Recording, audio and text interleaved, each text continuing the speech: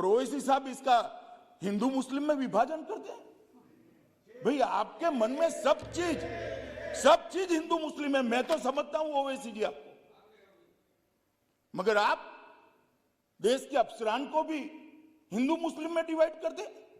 क्या कंसेप्ट है आपका?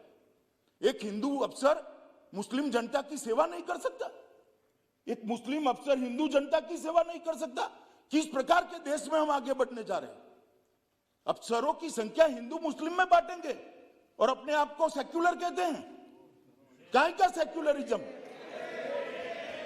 हिंदू मुस्लिम में अफसरों की संख्या बांटेंगे। इस तरह से तो मान्यवर कश्मीर के अंदर शांति नहीं होगी, ज्यादा चिंता होगी, ज्यादा उचाट होगी, संशय बढ़ेंगे।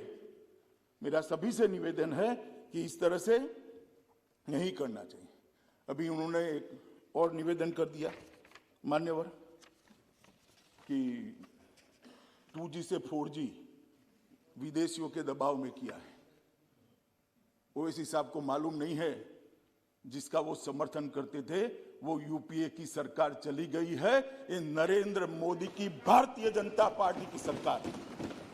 इस देश के फैसले ये देश करता है, इस देश के फैसले इस देश की संसद करती है। कोई हम पर दबाव नहीं कर सकता। और हमने उसको इसलिए रिस्ट्रिक्ट किया था मान्यवर कि कुछ समझने के लिए समय चाहिए था। अफवाहें न फैलाई जाए इसके लिए एक समय चाहिए था। और आप हमें पूछ रहे हो भाई अधीर रंजन जी 2G और 4G, आपने तो मोबाइल ही बंद कर दिए थे और 20 साल तक बंद कर दिए थे। वाजपेयी जी की सरकार ने आकर 2G 4G छोड़ो, मोबाइल सर्विस ही बंद कर दी थी। कहां गए थे उस वक्त सारे अधिकार? मैं आपको पूछना चाहता हूं माननीय आपके माध्यम से, कहां गए थे सारे अधिकार? जब विपक्ष में बैठते हैं तब अपने समय में क्या किया था वो भी तो थोड़ा याद रखना चाहिए, वरना फिर सुननी पड़ेगी।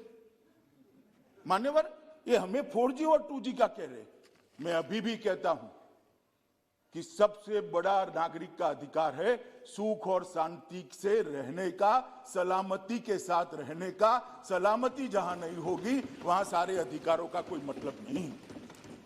ये नई फैशन शुरू हो गई।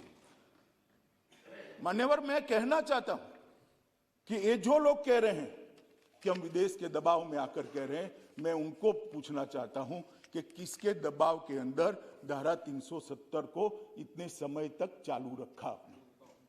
ये तो जरा बता दीजिए, किसका दबाव था? कौन प्रेशराइज करता था?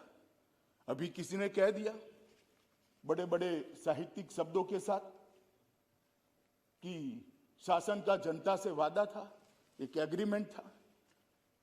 भाई मैं तो एग्रीमेंट को बारीकी से पढ़ता हूं और मैं तो मानता हूं कि पूर्ववर्ती सरकारों ने भी जो वादे करे हैं उसको ध्यान से पढ़ने चाहिए और इसका अमल करना चाहिए। 370 के बारे में कहा गया कि 370 और 35 से वो देश की सरकार का जम्मू कश्मीर की जनता से एग्रीमेंट था। एग्रीमेंट जरूर था मगर उसमें टेम्पररी शब्द आप भूल जाते हैं पढ़ने का। ये टेम्पररी था। और जो मेरा हिसाब पूछ रहे 17 महीने में स्टेटहुड कब दोगे, स्टेटहुड कब दोगे, स्टेटहुड कब दोगे, हम जरूर देंगे।